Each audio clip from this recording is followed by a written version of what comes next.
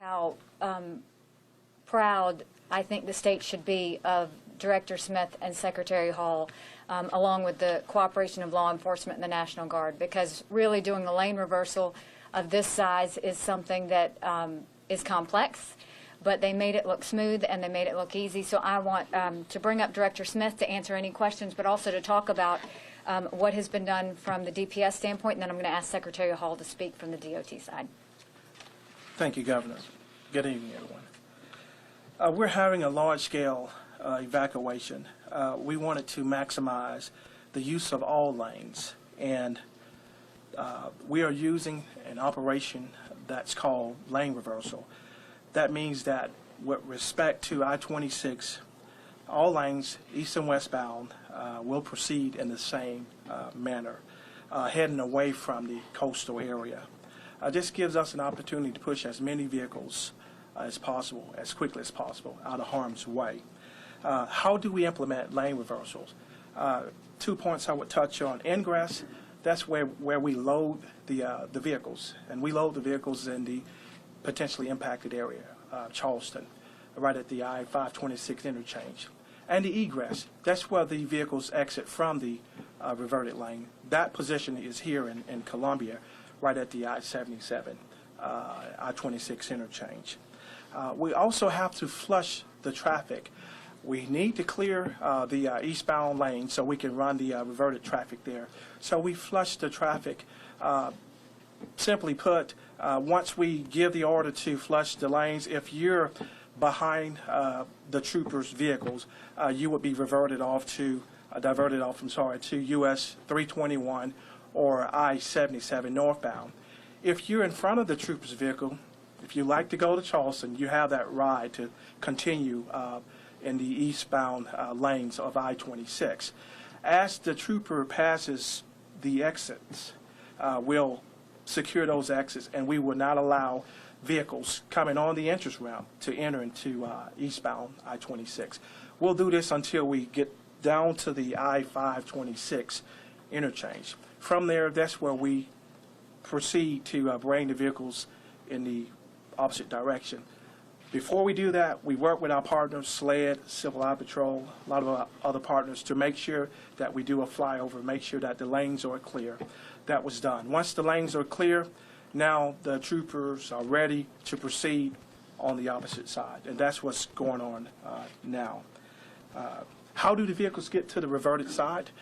Coming from the Mount Pleasant area, we'll use one lane and take that vehicle to the reverted side. We'll use ramps. We have a modified crossover designed by DOT to take those vehicles to the reverted side. Coming from the West Ashley area, we'll take one of those lanes. We'll use the ramp, a crossover made by DOT. We'll use that crossover to get those vehicles on the opposite side. Once those vehicles are loaded, it's smooth sailing to Columbia. I had the opportunity, myself and Secretary Hall, to fly over those interchanges along the routes. Everything's looking good, exactly how it was planned. Now, how do we bring the vehicles back to the regular side? Okay, they've traveled approximately 100 miles from Charleston to Columbia. Right here at the I-77, I-26 interchange, we have a crossover. Basically, we need an even exchange. 3 lanes coming from the reverted side. We'll merge those cars from the reverted side across the crossover into the normal flow of traffic on I-26 westbound. And what do we do with the traffic on I-26 westbound? We would force that traffic onto I-77 northbound. That's how we were able to do a smooth transition and even exchange from the reverted lane back to the regular lanes. Resources that we use, the National Guard has been instrumental in so many ways. Even if we have a wrecked or disabled vehicle, the National Guard will have their wreckers along the corridor to clear those lanes expeditiously. EMS and fire, they're strategically located throughout the route. Aircraft, just to make sure we have area coverage to see what's going on from high. Our SHEP vehicles, that's with the Department of Transportation. If there's any type of road service needed, our friends at DOT would take care of that. And last but not least, our troopers and state law enforcement officers on line patrol, making sure that things are flowing expeditiously. And that concludes my comments. And, Thank you. And one item that we do want to say, just in reference to that, is we have seen, haven't seen a lot, and we don't want to see anymore, is people crossing over those barricades. Please don't do that. That is an extremely dangerous situation, not just for the law enforcement and guardsmen on the road, but it is also a dangerous situation for yourself. So we would ask everybody to please not cross the barricades and avoid that dangerous activity. And now I'll turn it over to Secretary Hall. Thank you, Governor. What you're seeing today is a result of many years of planning activities and preparation, annual practice exercises to get us to this point, and so I can't thank the team enough for all their hard work and dedication over the years to get us to this point. We are very pleased with how the operations are currently. Travel speeds are approaching about 60 miles an hour, so an average interstate drive along the corridor. We do anticipate the reversal to be in place. We should plan for at least till Friday morning. And of course, we'll reevaluate it all along the way to see what changes we need to make. But we're intending to run this lane reversal daytime and nighttime between now and again, revisit it on Friday morning. So we recognize the disruption that this is going to cause to some folks wanting to travel around the area. And I would ask that you go to our webpage to help plan your routes. Also ask that feel free to call our 1-855-GO-SCDOT number, and we'll be more than happy to provide you up-to-date information and assistance in your route planning. Thank you, Governor. Thank you.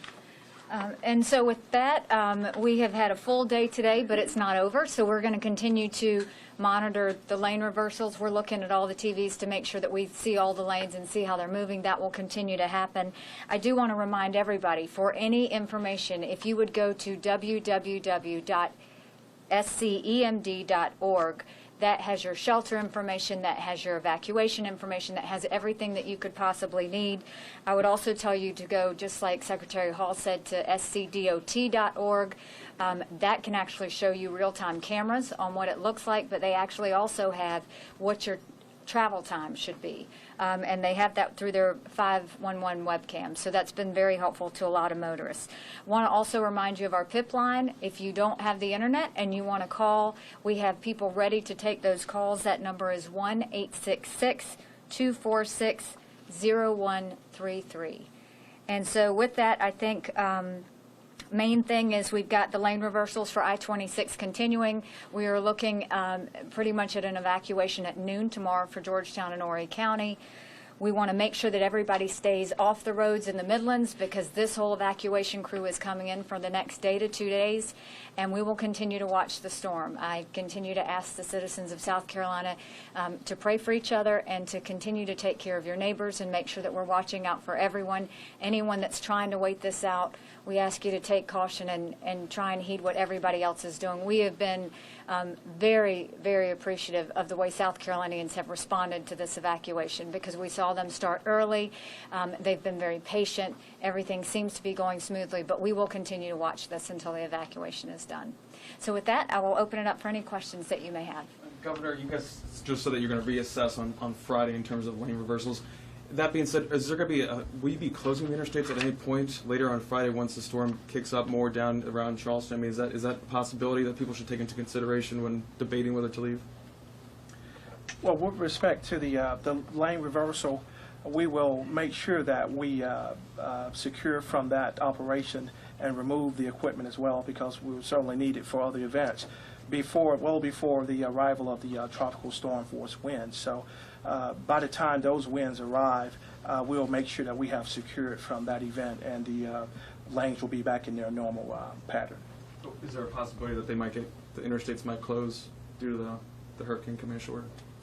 Again, the only type of diversion that we'll do is what we're doing now, the lane reversal, and we'll run that until it's no longer safe to do that, and from there we'll have to again, retrieve the equipment and go back to the normal pattern of traffic. And what we're doing is we're watching this very closely. I mean, like I said, we're watching it every 3 hours. And so as we see these things happen, we're making decisions based on that. So it's really hard to plan out 48 hours, 72 hours out from now. As while we're planning re-entry process, we are not sure about exactly what else is going to happen or where the storm's going to go. So we'll make those decisions along the way. Governor, if I may Yes, sir, add to General.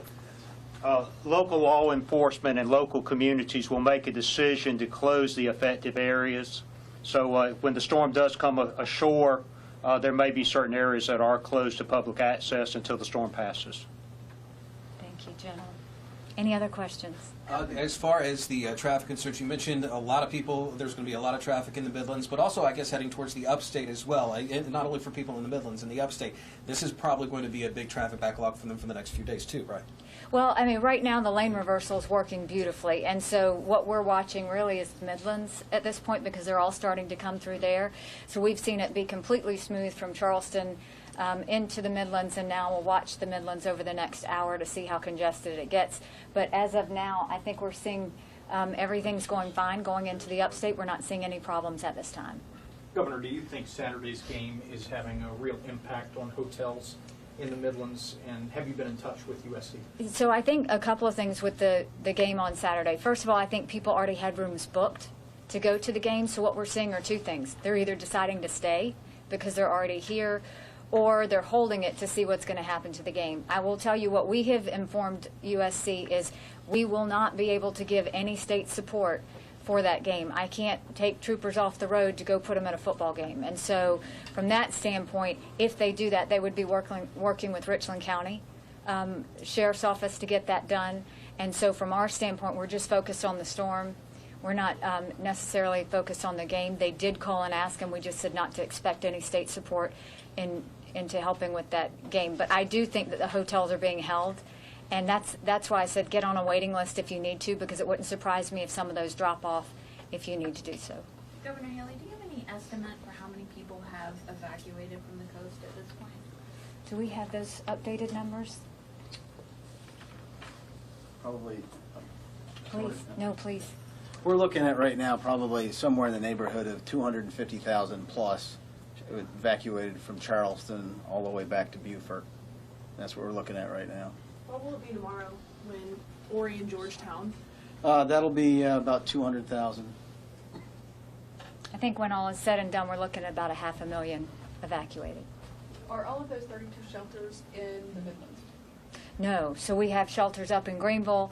We've got them all over the state, and so you definitely want to check the website. And is that?